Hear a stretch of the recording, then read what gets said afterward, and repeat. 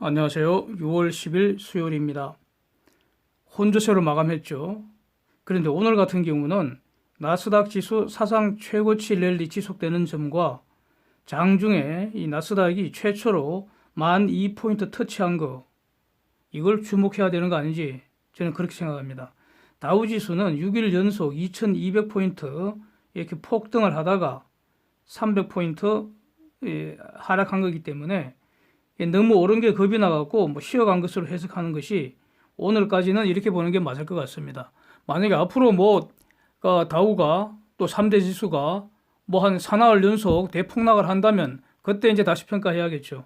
미리 조정한다 이렇게 걱정할 필요는 전혀 그렇게 접근해서는 안 된다고 봅니다. 6월에 급등한 주식들 가령 항공전화, 에너지주 다 이익 실현하면서 하락한 것으로 보이고요. 백신주들 여전히 재미가 없는 것 같습니다. 반도체 지수는 보합 수준이죠. 그래서 주요 반도체 종목들 혼조세 보였는데 엔비디아는 다시 급등세 보이고 있고요. 마이크론은 1%대 하락을 했습니다. 예. 퀄컴하고 인텔도 좀 내렸죠. 비슷하게 내렸습니다. 다우가 마이너스 300포인트 마이너스 1.09% 내렸고 S&P 500 지수 마이너스 0.78% 내렸는데 나스닥은 0.29% 오르면서 사상 최고치 랠리 이어가고 있습니다. 국채 수익률 1월물이 상승한 것 외에 다른 종목들 모두 하락했는데 그래도 10년물이 지금 0.82%니까 적절한 것 같습니다. 내일 새벽 FOMC 회의에서 지금 기준금리 25bp 올릴 확률이 15% 거래되고 있습니다. 결론적으로 동결된다고 봐야 할 것 같고요. 의미 있는 것은 마이너스 금리 논쟁은 지금 사그라드는 것으로 보인다는 겁니다. 이렇게 정리하겠습니다. 달러 지수는 96.38로 내렸고요. 원달러 1198원으로 올랐고 원엔 11.16로 올랐고 위안 달러도 7.07로 올랐습니다. 유가 종목별로 혼조세 보여서 WTI 38.4불대로 올랐고요. 브렌트는 40.7로 좀 내렸습니다. 지난번 사우디하고 러시아 이 석유 전쟁을 A very big mistake 이렇게 카타르 에너지 장관이 평가를 했습니다. 이게 이제 보도가 됐는데 아주 뒤늦은 평가입니다. 저는 이미 그때 마이너스 유가 구경하고 그때 엄청 공포가 극에 달했었죠. 예. 예? 이번 WTI 6월물 이것도 거의 9불대, 10불대 이렇게 거래되던 그 즈음에 바이러스 리세션으로 수요가 급감하는 그런 상황에서 사우디하고 러시아가 가격 전쟁하는 건 저거 완전 미친 짓이라고 제가 그렇게 평가를 하면서 저거 절대로 오래가지 못할 거라고 이렇게 말씀드린 거 상기하겠습니다. 예. 그래서 그 즈음에 WTI 35불까지 오를 거라고 여러 번 말씀드린 거 다시 한번 상기하면서요. 예. 데이터 정리합니다. 영국 5월 소매 판매 전년비 7.9% 폭증했습니다. 거의 리테일 서프라이즈 수준인 것 같습니다.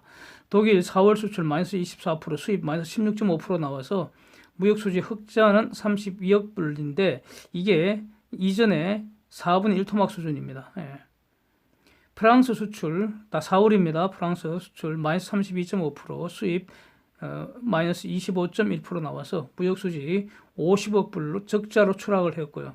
유로존 1분기 GDP 속보치보다 개선이 돼서 마이너스 3.6%, 전년비로는 마이너스 3.1%입니다.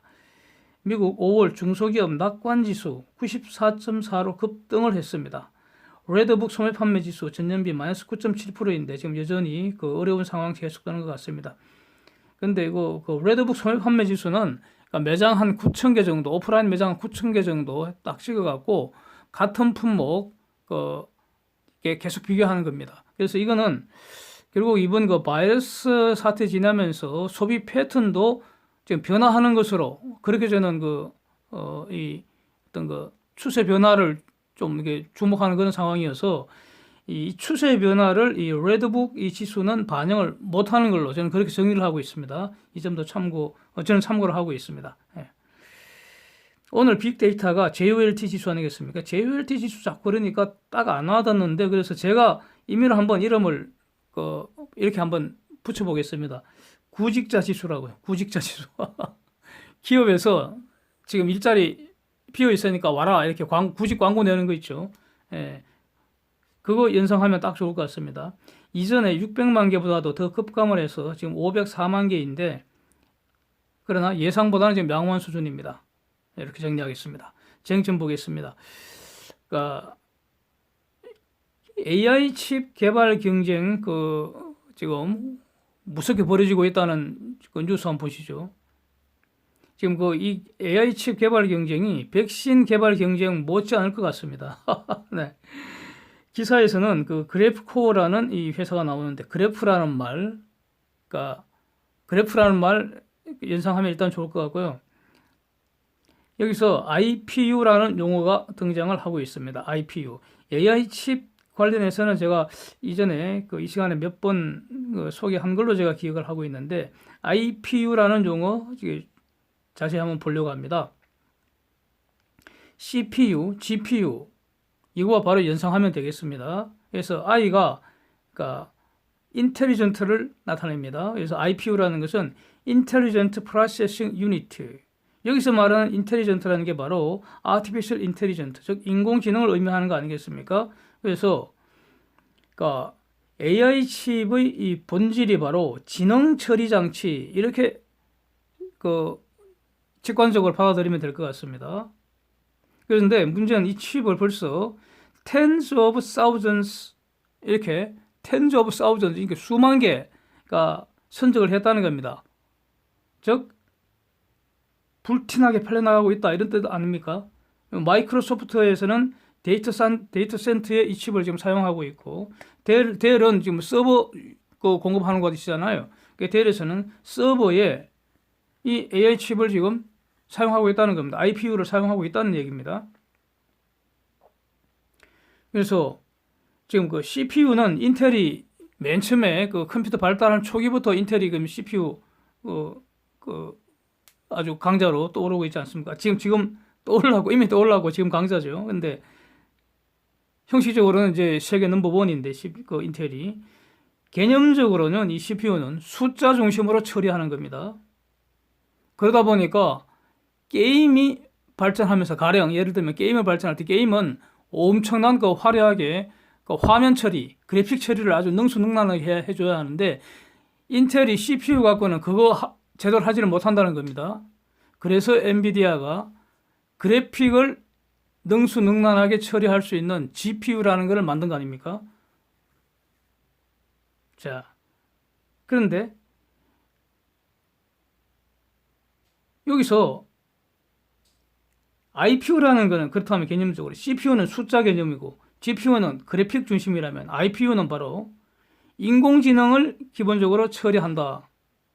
그래서 인공지능이라는 것은 핵심적인 특징이 스스로 추론하고 학습을 해야 됩니다. 추론하고 학습을 하기 위해서는 어마어마한 주변에 저장 장치가 있어야 됩니다. 그래서 이 추론하고 학습하는 어떤 단위로 설계를 했다. 그의 핵심적인 특징으로 IPU, 핵심적인 특징이 추론하고 학습 기능을 처리한다는 겁니다. CPU는 숫자 개념으로 처리하는 것이고 GPU는 그래픽 개념으로 처리하는 것이고 IPU는 추론하고 학습하는 것을 어떻게 가장 효율적으로 처리한다는 겁니다. 여기서 우리가 지금 이렇게 정리하면 되는데 우리가 여기서 지금 제가 말씀드리는 건 이겁니다. 우리는 메모리 반도체 강자입니다. 한국은.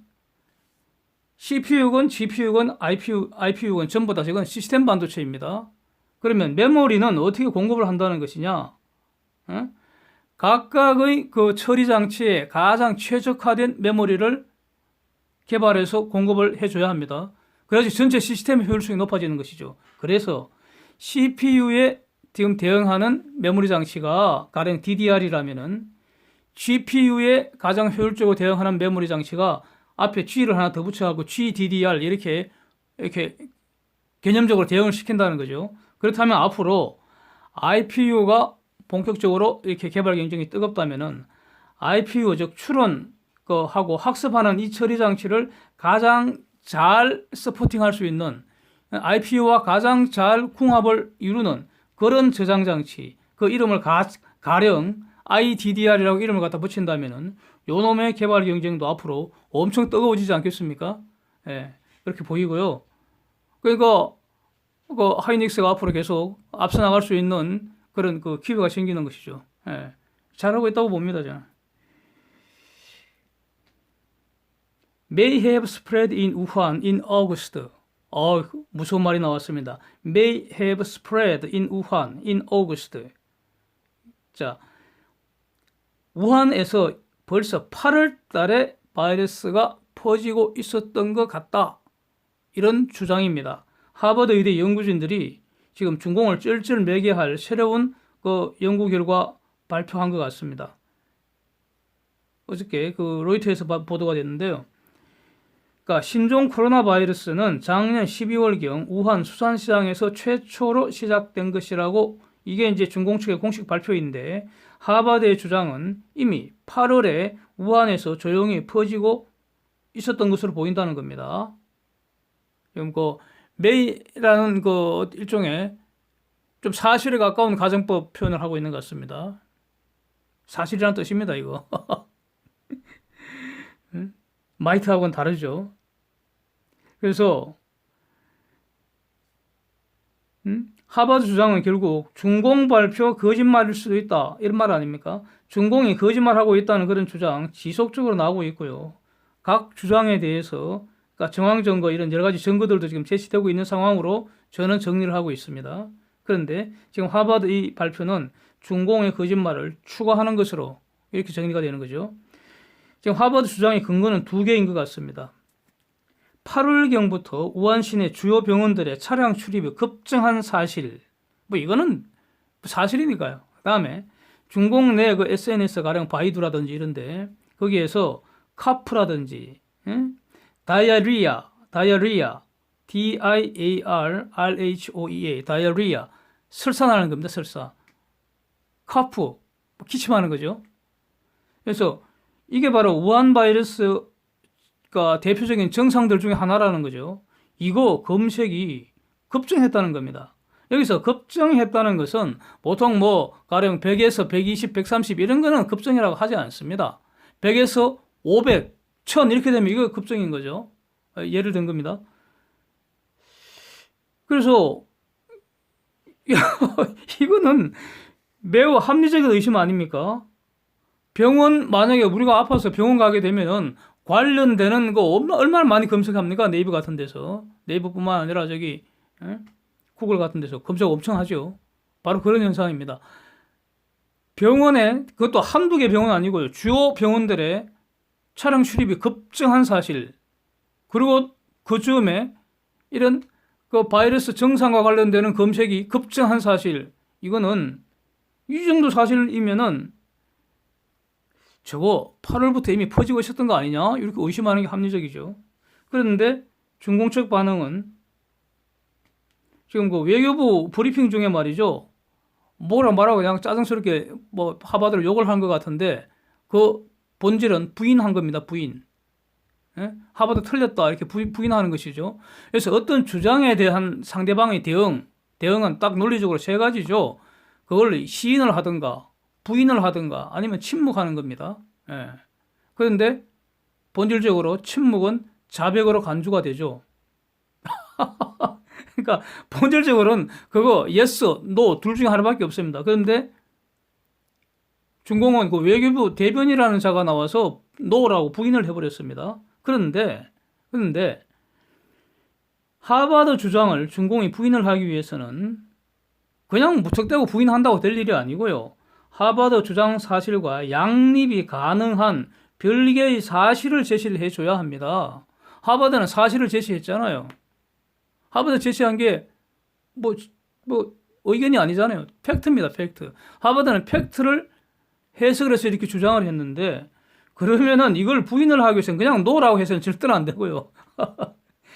하버드 주장한 사실과 양립이 가능한 별개 사실을 제시를 해줘야 합니다. 이것이요, 그냥 하는 말이 아니고 창세기 이후로 논쟁을 하는 일반 원리입니다. 그러니까 당연히 소송에서 공방을 벌이는 소송 원칙이 되는 것이고요. 소송 기술이 되는 거예요. 그런 겁니다. 이거. 그 뭐 소송 기술이 별게 아니고요. 다 성경에서 나온 겁니다. 그런데 여기서 양립 가능한 다른 사실 제시도 안 하고 일개 외교부 대변인 따위가 단순하게 부인을 해버린다면은 그러면 원심은 더 굳어지는 겁니다. 이렇게 됩니다. 여기서 또 다른 문제는 하버드 연구와 같은 활동들이 이미 미국 전역의 그 각급 연구기관들에서 벌어지고 있는 거 아닌지, 예?